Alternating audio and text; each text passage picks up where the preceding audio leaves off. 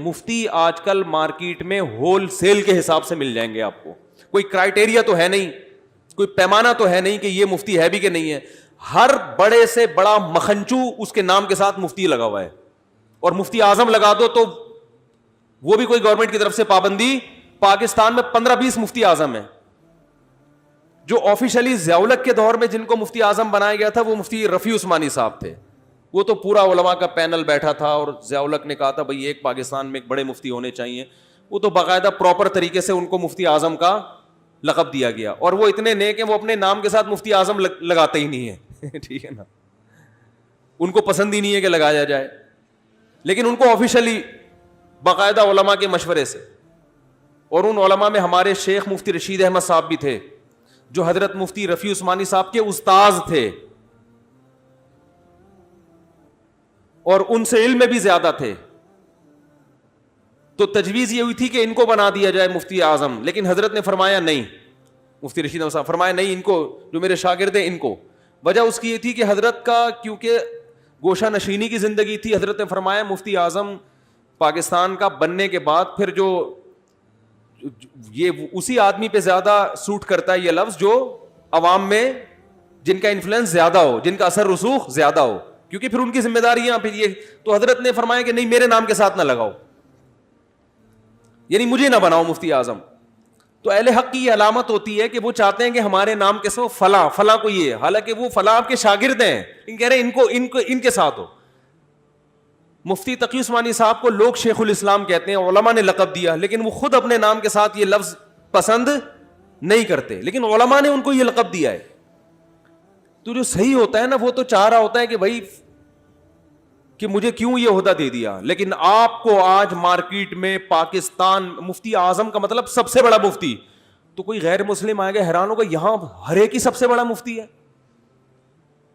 ارے سب سے بڑا کا مطلب تو یہ کہ یہ سب سے بڑا ہے, باقی سب اس سے چھوٹے. لیکن یہاں ہر ایک کیا ہے, حالانکہ وہ سرے سے مفتی نہیں ہوگا, مفتی اعظم تو دور کی بات ہے. تو ہمارے ہاں مفتی مارکیٹ میں آپ کو ہول سیل کے حساب سے تعویذ گنڈے والے بھی مفتی لکھا ہوا ہوتا ہے, مفتی فلاں کام کیا ہے, جن اتارتے ہیں. کسی ڈاکٹر کو دیکھا کہ MBBS گردوں کا اسپیشلسٹ ہے, کام کیا ہے, جن چڑیل بھوت بھگاتا ہے. ارے تو MBBS ہے, تو اسپیشلسٹ ہے کڈنی کا, تو بھائی وہ کام کرنا, اور وہ کرے گا, وہ کبھی جن چڑیل بھوت نہیں بھگائے گا. لیکن مفتیوں میں آپ کو سینکڑوں مفتی ملیں گے جو مفتی اعظم بھی ہیں اور کام کیا ہے, جن بھگانا لوگوں. اس کا مطلب یہ مفتی نہیں ہے, اس مفتی کے پاس تو ٹائم ہی نہیں ہوتا جن چڑیل بھوت کے لیے. تو ہمارے اوپر تو میرے گھر سے تعویذ نکلتے رہتے ہیں الٹے سیدھے, میں اٹھا کے پھینک دیتا ہوں, جاب ہے اس کو کیا, بیٹھ کے جن بھگاتے رہے بیٹھ کے. جن سے بولتا ہوں آؤ رہو یار, انجوائے کرو, ہمارے ساتھ گپ شپ لگاؤ, لائف. آتا ہی نہیں جن, عاملوں کے پاس پتہ نہیں لاکھوں جن آتے, کہتے ایک تو بھیجو ہمارے اوپر. اس کا مطلب ان کے پاس کوئی جنات ونات ہے ہی نہیں, الو بناتے ہیں لوگوں کو. تو میں لوگوں سے بھی کہتا ہوں یہ چھینٹیں نظر آ گئی, بندر کے نشان نظر آ جائے, کلر کروا لو یار, رنگ خراب ہو گیا, بس اس سے زیادہ ان چیزوں کو ویلیو دینے کی ضرورت نہیں ہے. لوگ ایک دفعہ صاحب نے مجھے بتایا کہ دیکھو یہ بندر کے پنجے کے نشانات, اور نظر بھی آ رہے تھے واقعی. میں نے کہا کلر کروا لے, ختم ہو جائیں گے. اس سے زیادہ ان چیزوں کو فری کرانے کی ضرورت نہیں ہے. پتہ نہیں کس نے ٹھپے لگا کے چلا گیا ہوگا رات کو, بندر یہاں کہاں سے آئے گا اللہ کے بندو.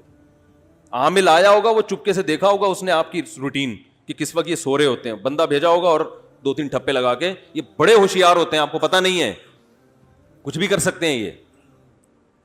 ورنہ بندر اس دیوار پہ ایسے چپکے گا کیسے, سب سے بڑی بات یہ ہے. لوگ کہتے ہیں وہ جن ہے, وہ بندر نہیں ہے. تو وہ جن جب بندر بن گیا تو اس کی کوئی اوقات ہے؟ تو نہیں ڈرو ان چیزوں سے. کوئی چھپکلیاں ہیں, چھپکلی ہے تو اسپرے کرو, مار دو, ختم.